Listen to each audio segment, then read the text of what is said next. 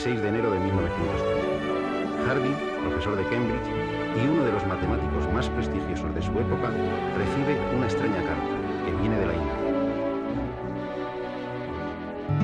Apreciado señor, me permito presentarme a usted como un contable de la oficina del puerto de Madrás, con un salario de 20 libras anuales solamente. Tengo 23 años de edad. He hecho un estudio detallado de las series divergentes en general y los resultados a los que he llegado son calificados como sorprendentes por los matemáticos locales. Yo querría pedirle que repasara los trabajos aquí incluidos. Y si usted se convence de que hay alguna cosa de valor, me gustaría publicar mis teoremas, ya que soy pobre. Junto a la carta, Hardy recibe unas hojas de cuaderno que contienen 120 fórmulas extrañas. Por la noche, junto a su colega Littlewood, se pone a descifrarlas. Su sorpresa va en aumento.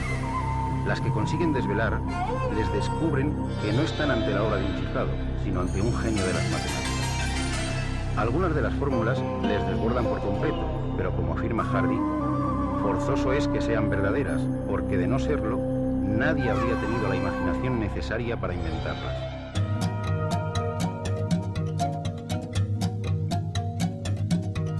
Una de estas fórmulas está relacionada con el número pi, y a Hardy le resulta completamente nueva.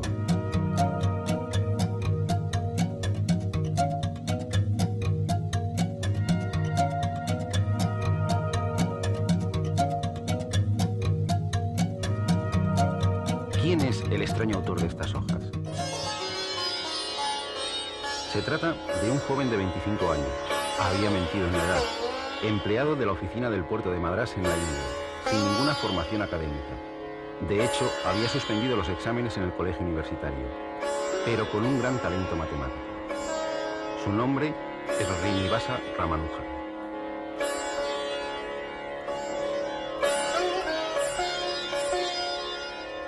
Uno de sus juegos infantiles consistía en recitar a sus compañeros el valor de pi con varias decenas de cifras decimales.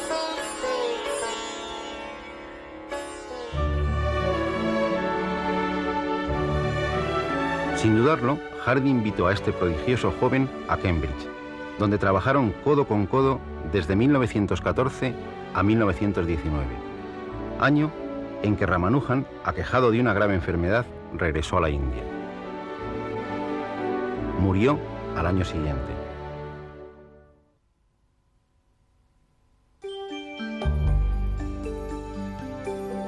Ramanujan tenía una intuición mágica con los números, y Hardy nos proporciona una simpática prueba de ello. Cierto día, cuando fue a visitarle, estando ya muy enfermo, le comentó que había ido en un taxi con un número anodino, el 1729. No tan anodino, le respondió Ramanujan sin pensarlo. Es el primer número que se puede escribir de dos formas distintas como suma de dos cubos.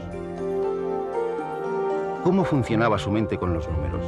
Por desgracia, nunca lo sabremos. Recogiendo una tradición que se remonta a la cultura griega, Ramanujan se lanzó a la búsqueda del valor de pi con la mayor aproximación posible. Para ello, utilizó series infinitas. Una serie infinita es una expresión formada por sumas o productos de infinitos términos que mantienen una estructura común. La más conocida es esta del inglés Wallis de 1665. Su único inconveniente es que se aproxima a pi muy lentamente, es decir, si hiciésemos los 100 primeros productos, obtendríamos un valor de pi igual a 3,126078,9, bastante alejado del valor verdadero. Tendríamos que desarrollar miles de términos para empezar a acercarnos razonablemente a pi.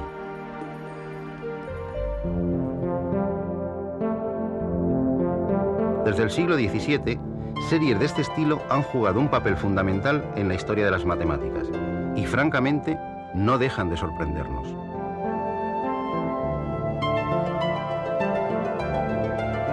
Vamos a observar otra de apariencia sencilla. Su construcción es simple. Vamos alternando sumas y restas y los denominadores son todos los números impares.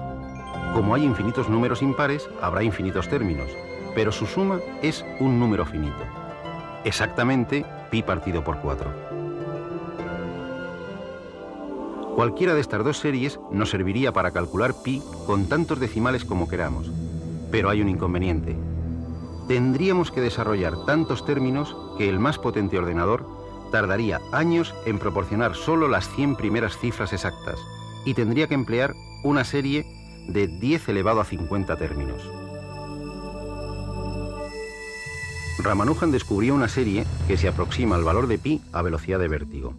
La serie es esta. Cada nuevo sumando proporciona 8 decimales exactos de pi.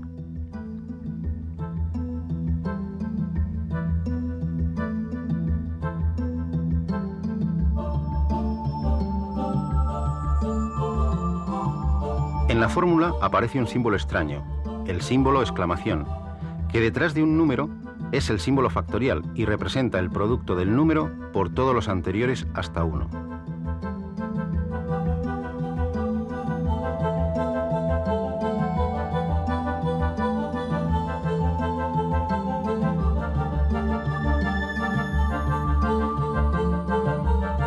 Como ven, la fórmula ya no es nada elemental, y lo más curioso es que Ramanujan la descubrió investigando algo en absoluto relacionado con pi, unas funciones especiales, las funciones modulares.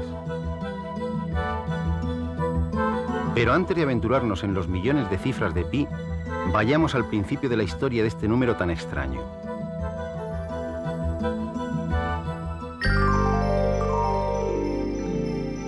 Todos recordamos de nuestra más tierna infancia la famosa fórmula: la longitud de la circunferencia es 2πr. Bueno, en esencia eso es pi, la razón entre la longitud de cualquier circunferencia y su diámetro. Si dividimos la longitud de cualquier circunferencia entre su diámetro, siempre obtendremos el mismo resultado, pi. Pero no es tan fácil medir una circunferencia, y además es imposible hacer estas medidas con una precisión total. Así que solo obtendremos valores aproximados de pi.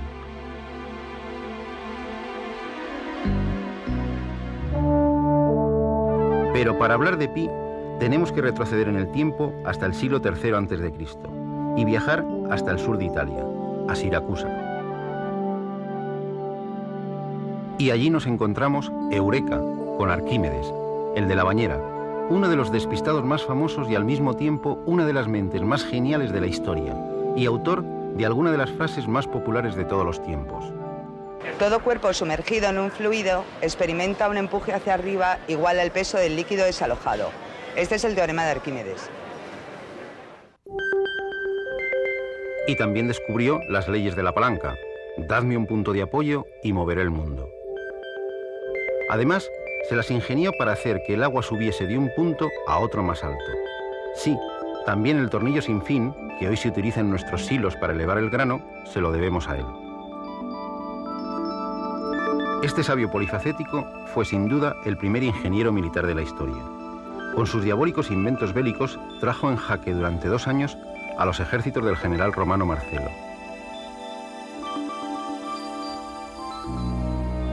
Murió atravesado por la espada de un soldado romano mientras dibujaba en el suelo figuras geométricas. Según la leyenda, sus últimas palabras fueron: no borres mis círculos. Arquímedes es el padre de un buen número de descubrimientos relacionados con las figuras y los cuerpos redondos. Pi le debe mucho a Arquímedes, o Arquímedes a Pi, según se mire. Euclides ya nos dice en sus famosos elementos que las áreas de los círculos son proporcionales al cuadrado de sus radios. O dicho de otra forma, que si dividimos el área de cualquier círculo entre el cuadrado de su radio, siempre obtendremos el mismo número. Pero, ¿cuál es ese número? Un siglo más tarde, Arquímedes fue el que de forma bastante ingeniosa demostró que ese número es nuestro famoso pi. Desde entonces, sabemos la conocida fórmula del área del círculo: área igual a pi por el radio al cuadrado. Aunque Arquímedes lo decía de esta otra forma: el área de un círculo es igual que el área de un triángulo rectángulo, uno de cuyos catetos es el radio y otro la longitud de la circunferencia.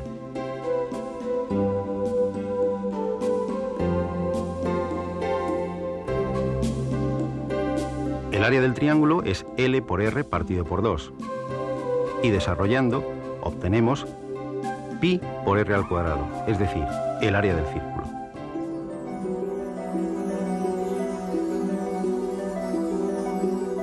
Por lo que parece, Arquímedes era un enamorado de las curvas. Descubrió resultados increíbles sobre la espiral que hoy lleva su nombre, la espiral arquimediana. El área barrida por el radio de la espiral en su primera revolución es la tercera parte del área del círculo cuyo radio es el radio final de esta revolución. Cilindro, cono, esfera. Son cuerpos redondos. El número pi es la llave para calcular sus áreas y sus volúmenes. Y siempre que aparece esta llave es Arquímedes quien nos enseña a usarla. Descubrir la manera de calcular las áreas laterales del cilindro y del cono no le debió suponer a Arquímedes un esfuerzo especial, ya que basta con extender en el plano estas superficies. El área lateral será entonces la longitud por la altura, es decir, 2πr por h.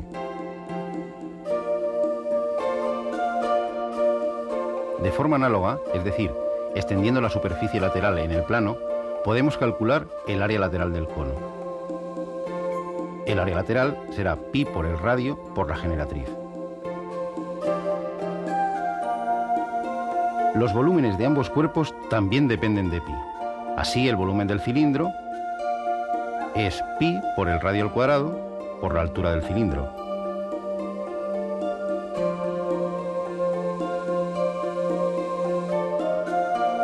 Y el volumen del cono es igual a 1/3 de pi por el radio al cuadrado por la altura del cono. Lo que ya no es una tarea tan simple es calcular el área y el volumen de una esfera. En su asombroso libro sobre el círculo y la esfera, Arquímedes nos demuestra que el área de una esfera es 4 veces el área de su círculo máximo.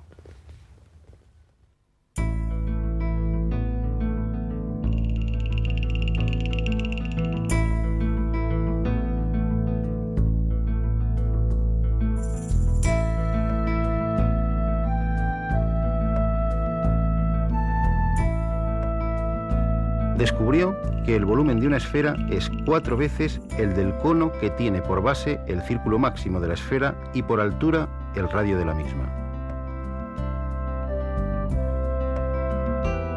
Además, introduciendo una esfera en un cilindro de igual radio, descubrió las relaciones entre las áreas y los volúmenes de ambas figuras. Utilizando sus propias palabras, cualquier cilindro que tenga como base el círculo máximo de una esfera y la misma altura que la esfera, tiene por volumen 1,5 veces el de la esfera, y su superficie, incluyendo sus bases, es también 1,5 veces la superficie de la esfera. Lo que traducido a nuestro lenguaje matemático actual significa que el volumen es igual a 4/3 de pi por el radio al cubo, y el área es igual a 4pi por el radio al cuadrado. Arquímedes se sintió siempre tan orgulloso del descubrimiento de esta relación entre la esfera y el cilindro que, según la leyenda, pidió que se grabara en su tumba una figura con una esfera dentro de un cilindro. ¿Por qué es tan importante conocer el valor de pi? Ya hemos visto que el número pi acompaña indefectiblemente a cualquier figura o cuerpo redondo.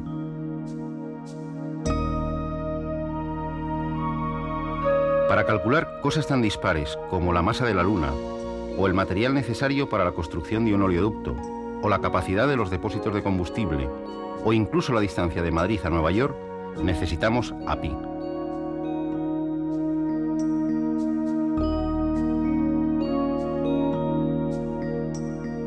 Pero no solo en estas situaciones. Sin la ayuda de pi, el Voyager jamás habría llegado a Júpiter y a Neptuno. En efecto, en el cálculo de las órbitas planetarias también está presente nuestro amigo pi. Cualquier estudio de una población grande de características tan distintas como estatura, edad, ingresos, años de estudios, cotización a Hacienda, se ajusta a una curva similar a esta, es decir, a una campana de Gauss. Pues bien, su área es la raíz cuadrada de pi. Pero pi, este extraño número, nos depara muchas más sorpresas. Estos son los números naturales y estos son sus cuadrados: 1, 4, 9, 16, 25, 36. Si tomamos sus inversos, obtendremos fracciones cada vez más pequeñas. Si sumamos todas estas fracciones, nos iríamos acercando cada vez más a un determinado número. En apariencia nada espectacular: 1,644934, 1. Nada espectacular. Bueno, no tiene nada de extraño, salvo que es precisamente la sexta parte de pi cuadrado. ¿Qué misterios rodean a esta constante universal de naturaleza tan simple, pero que aparece en las situaciones matemáticas más dispares? Quizá nunca lleguemos a conocerlos por completo. Pero lo que sí sabemos es que ha ejercido un poderoso influjo entre los matemáticos de todas las épocas, y desde hace más de 3000 años. Desde que en 1761 Johann Heinrich Lambert presentase en la Academia de Berlín la primera demostración de que pi es un número irracional, sabemos que este número no se puede escribir como una fracción, es decir, que tiene infinitas cifras decimales que no se repiten periódicamente. Jamás podremos expresar con nuestras cifras su valor exacto. Si pensamos que con los 11 primeros decimales de pi podemos calcular la circunferencia de la Tierra con un error inferior a 1 centímetro, y que con los 40 primeros decimales podríamos calcular el diámetro del universo con un error inferior al diámetro de un átomo de hidrógeno, parecerá que tanto esfuerzo por encontrar cada vez más decimales de pi es fruto de una obsesión o una enfermedad de los matemáticos. Sin embargo, esta búsqueda ha enriquecido otros campos de las matemáticas muy poco relacionados con los círculos.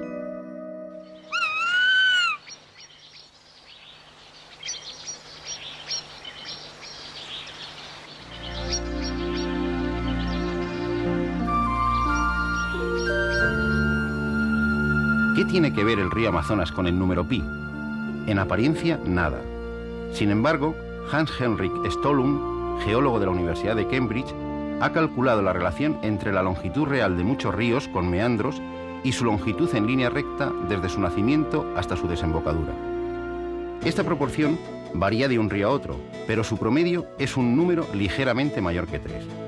Lo realmente curioso es que en ríos como el Amazonas, el Mississippi y los grandes ríos siberianos, todos ellos de enorme longitud y pendiente suave, esta proporción es poco más de 3,14. Sospechosamente parecida al número pi. Pero vayamos al principio. En la Biblia aparece una de las primeras referencias, no muy afortunada, del valor de pi. En el libro de los Reyes se citan los utensilios que Salomón mandó construir para su templo, entre ellos un mar de fundición, un gran cuenco. Según el texto bíblico, hizo fundir un mar 10 codos desde una orilla a la otra, completamente redondo, y su altura era de 5 codos, y con una cuerda de 30 codos lo rodeó. De la cita se deduce que asignaba a pi el valor de 3.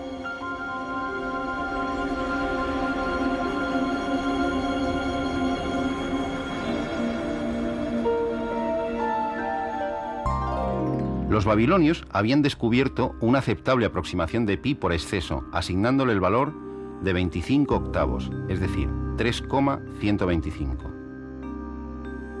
Los egipcios, en 1650 a.C., según se puede leer en el papiro de Rhind, le dieron el valor de 16 novenos elevado al cuadrado, es decir, 3,16. Arquímedes realizó el primer cálculo teórico de pi.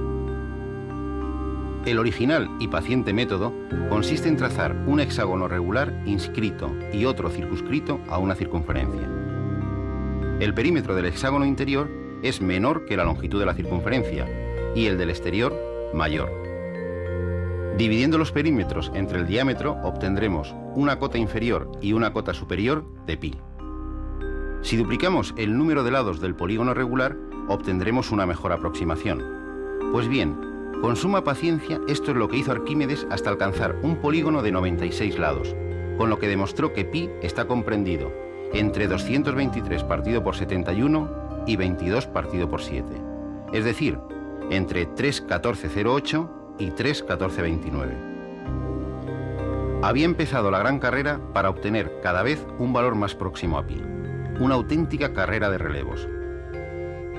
Ptolomeo, en el siglo II, obtiene un valor que se repetirá hasta la saciedad en todas las escuelas durante cientos de años.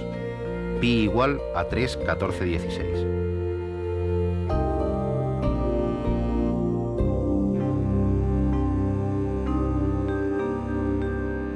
En China, en el siglo V, Chung Chi da el valor de 385 partido por 113, es decir, 3,141592.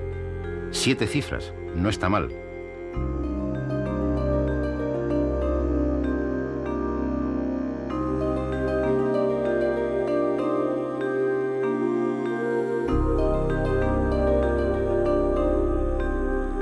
En el siglo XVI, el francés François Viet consigue calcular el valor de pi con 10 cifras decimales, 3,1415926536, utilizando polígonos regulares de 393.216 lados. A finales de siglo toma el testigo el matemático Ludolf van Zeulen, que dedicó más de la mitad de su vida al cálculo de pi. Llegó a trabajar con polígonos de billones de lados. Tal era su obsesión por pi que hizo grabar en su sepulcro, como todo epitafio, los 35 dígitos con que calculó su valor.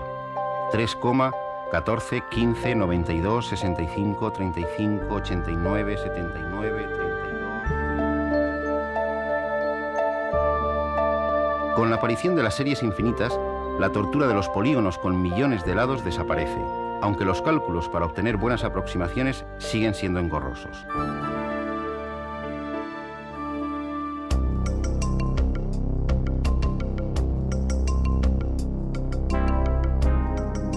Y la carrera continúa. Utilizando series de convergencia cada vez más rápida, Abraham Sharp obtuvo 71 cifras de pi. Days obtuvo 200 cifras en 1824 y Richter, 30 años más tarde, obtuvo 500 cifras. Quizá la historia más entrañable de esta maratón sea la del matemático inglés Sans, que en 1873 creyó haber calculado los 707 primeros decimales de pi. Él nunca llegó a saber que en la cifra 528 había un error. Este hecho se descubrió en 1945. El nacimiento del ordenador impulsó de nuevo esta carrera sin fin. En 1949, von Neumann, con el ya mítico ordenador ENIAC, obtuvo 2037 dígitos en solo 70 horas. En 1958 se obtuvieron las 10.000 primeras cifras. En 1961, las 100.000 primeras en menos de 9 horas. El millón se rebasó en 1973, los 10 millones en 1985, los 100 millones en 1987. En la actualidad, el récord está en los 50.000 millones de cifras. Pero la carrera no ha hecho más que empezar. De hecho, aunque no se lo crean, no estamos mucho más cerca de la meta que nuestro buen amigo Arquímedes. Y nunca lo estaremos. En fin, las bromas del infinito. Pero eso es otra historia.